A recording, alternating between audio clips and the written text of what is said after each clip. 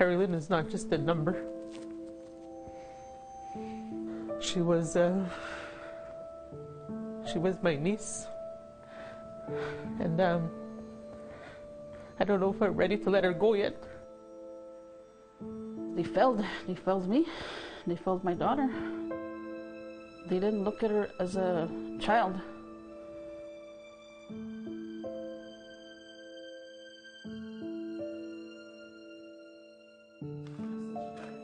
These photographs are all that Crystal Bunting has left of her daughter, Kerri-Lynn.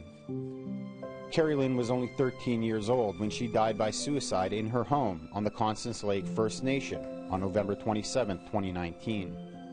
Her smile was like, it was big, like from year to year, and especially her laugh. Her laugh isn't just like a regular normal laugh, you know, like how, but her laugh was just like a loud and contagious laugh, you know, like if you were to hear her laugh, like you would smile right away. In the weeks leading up to her death, Kerri-Lynn was struggling. She was being bullied at school, and 3 weeks before she died, she was admitted to the health center with deep scalpel cuts to her arm.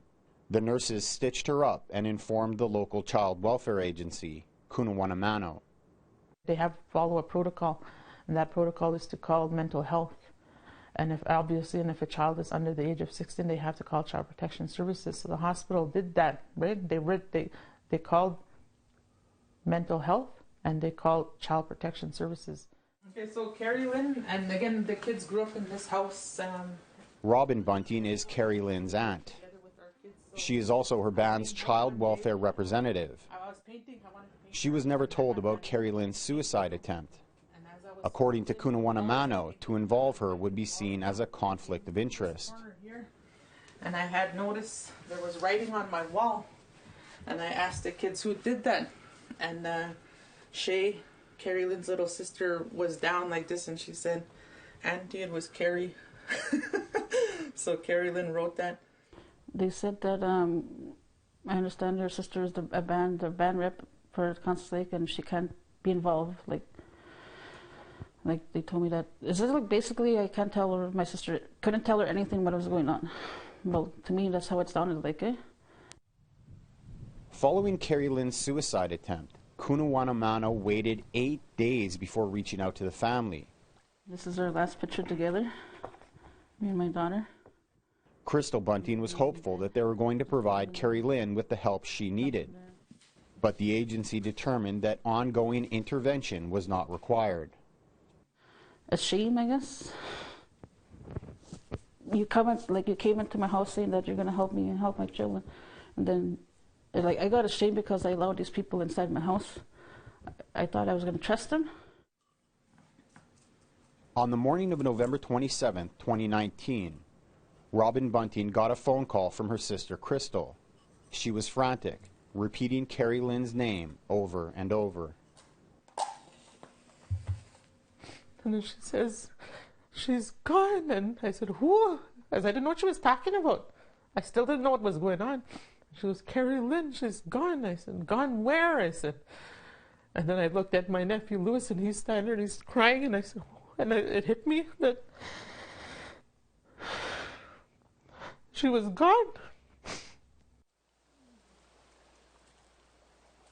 Kerri-Lynn Bunting was found hanging in the basement of her home by her younger sister. She was only 13 years old. Both Robin and Crystal feel that Cunawanamano failed to properly protect Kerri-Lynn. They filed a formal complaint with Ontario's Child and Family Services Review Board. I wish they would have told me that. They never told me that. November 6th, they never told me that.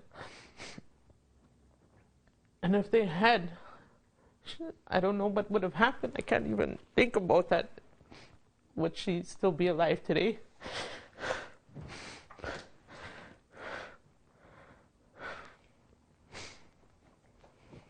I think she would be. APTN reached out to Cunawanamano Child and Family Services for comment. They couldn't speak to us regarding specific cases. But in their response to the formal complaint, the agency repeatedly denied any responsibility for the death of Kerri-Lynn. I need to tell people, how it is now. But now it's just like my world is ripped apart, you know. And